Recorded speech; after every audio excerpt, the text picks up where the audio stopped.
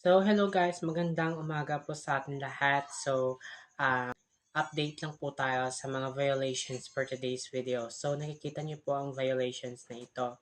Ito ko po nang delete mo muna ako ng videos. So, bago natin pag-uusapan yan, at huwag kalimutan mag-like, follow, at subscribe sa akin, YT account, Ken's Vlogs TV. So, ipagpatuloy na natin ang ating pag-uusapan for today's video. Pag-uusapan natin ngayon guys about sa unoriginality of content dito sa kay Lolo Mets.